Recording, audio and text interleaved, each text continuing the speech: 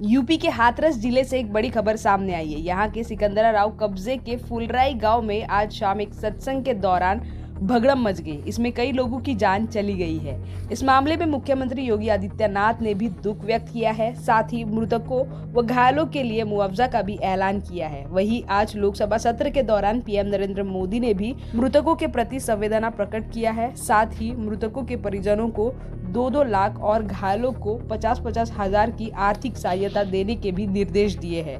जानकारी के मुताबिक इस घटना में अब तक 116 लोगों के मारे जाने की खबर है। घटना स्थल पर 40,000 लोग इकट्ठा हुए थे। एटा अस्पताल में चारों ओर लाशें ही लाशें दिखाई दे रही है।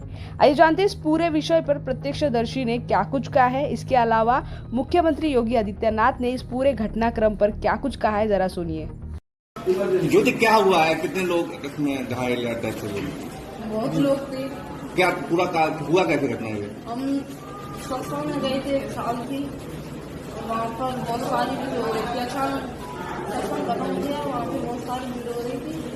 रास्ता जहाँ हो रहा था लगने के लिए जगह नहीं थी, तो एक दूसरे हम खेत की तरफ से निकल रहे थे। वहाँ बहुत सारी बाइक खड़ी थी और मैं मम्मी देख रही थी। तो अचानक ही धक्का उल्टी हो गई, लग रही थी पाँव धरने की। तो अचानक ही बहुत सारे लोग उनकी डरे, उनकी तो मौत हो गई है। साहब आई थी, मम्मी की ऐसी हालत थी। अच्छा, क्या गड्ढे में गिर गए थे या भगदड़ हो गई थी? भगदड़ के नीचे दब गए? हम डरने की जगह नहीं थी, एक दूसरे में धक्का दे रहे थे। नीचे जगह थी, तो उस नीचे जगह पे एक मोटरसाइकिल खड़ी थी, हम नीचे पे खड़े थे। अचानक ही गिर गए एकदम। अचानक ऐसा क्या हुआ कि भगदड़ हो गई? ऐसा क्या हो गया कि भगदड़ हो गई? मिसाल सच बोलो, सच खत्म नहीं आ। जब जनता जब जा रही थी तब ऐसा हुआ, सबको लगने की पड़ रही थी। अच्छा, कितना बेटा कितने लोगों को ऐसा लगता घायल हुए या डेथ हुई? बहुत सारे लोग थे। बहुत सारे लोग हैं इसमें। देखिए, घटना अत्यंत दुखद और हृदय विदारक है। अपराह्न में 3-3:30 बजे के अंदर ये पूरा घटनाक्रम घटित होता हुआ बताया जाता है। जनपद हाथरस के सिकंदराराव के अंदर ये पूरा हादसा घटित हुआ है। वहां पर स्थानीय आयोजकों ने एक भोले बाबा का कोई आयोजन स्थानीय गांवों में उनके द्वारा सत्संग के आयोजन के माध्यम से किए जाते रहे हैं और स्थानीय भक्तगण उस कार्यक्रम में भाग लेते हैं। उस समय जब मंचीय कार्यक्रम संपन्न हो चुका होता है तो बताते हैं कि जब सत्संग के प्रवचनकर्ता वहां से मंच से उतर रहे थे तो उनकी तरफ अचानक भक्तों की भीड़ उन्हें छूने के लिए उधर जा रही थी और सेवादारों के द्वारा रोकने पर यह हादसा वहां पर घटित हुआ। इस पूरे मामले की जांच के लिए हम लोगों ने एडिशनल डीजी आगरा की अध्यक्षता में मंडलायुक्त अलीगढ़ को शामिल करते हुए एक टीम बनाकर के उन्हें अविलंब रिपोर्ट उपलब्ध कराने के लिए कहा है। घटना को देखते हुए प्रदेश के मुख्य सचिव और डीजीपी वहीं पर कैंप कर रहे हैं।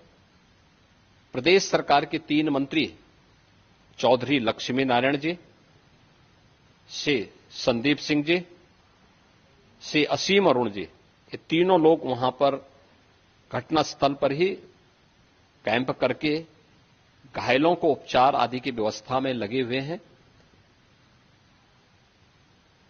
आदरणीय प्रधानमंत्री जी ने भी और आदरणीय गृह मंत्री जी ने भी इस घटना पर अपना गहरा दुख व्यक्त करते हुए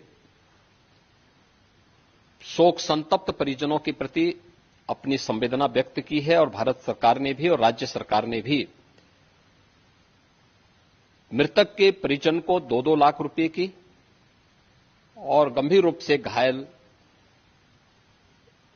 परिवारों की नागरिकों के लिए भी 50-50 हजार रुपए की सहायता की घोषणा की है। राज्य सरकार इस पूरी घटना की तह में जाएगा। यह हादसा है या साजिश, यह भी हम इसकी तह में जाकर के इसको देखेंगे।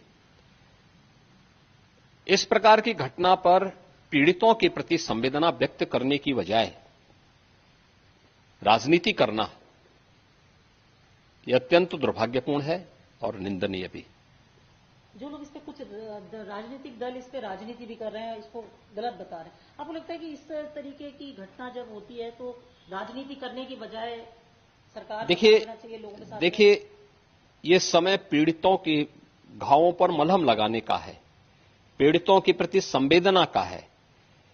सरकार इस मामले में पहले से संवेदनशील है और सरकार इस मामले की तह में जाकर के साजिशकर्ताओं को भी और इस घटना के जिम्मेदार जो हैं उनको भी उचित सजा देगी।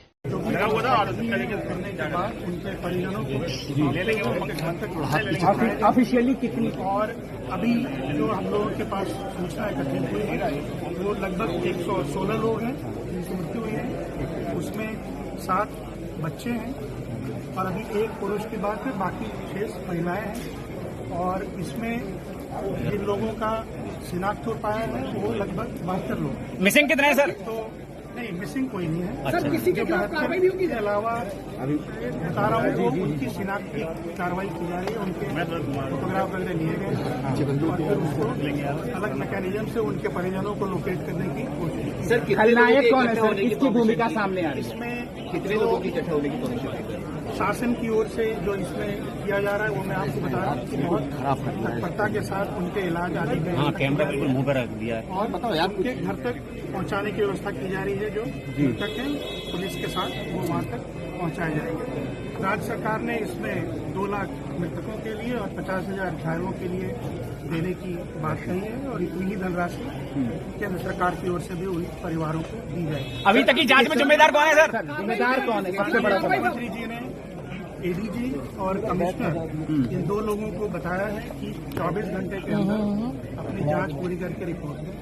अभी जो स्थिति हम लोगों के सामने आई है उसमें जो उनके मुख्य सेवादार थे उन्होंने एक एप्लीकेशन दिया था इस तरह के कार्यक्रम के लिए और उसमें लगभग 80,000 के आसपास भीड़ की उन्होंने उम्मीद बताई थी, लेकिन जो सूचना मिली है वो काफी ज्यादा उसकी संख्या वहाँ पे लोगों की अप्रोक्सीमेट 80,000 ज्यादा थी। पुलिस काफी बड़ी संख्या में उसके बाद भी जो बताया जा रहा है कि कार्यक्रम खत्म होने के बाद लोगों की कुछ प्रथा है कि उनके पैर खुले वहां से उसमें भगदड़ मची और पास में कोई नाला है जिसमें एक के ऊपर एक लोग गिरते चले गए। हम लोग अभी वहीं पे डीजी साहब के साथ साइड पे जा रहे हैं, वो देखते हैं कि वाकई क्या हुआ है।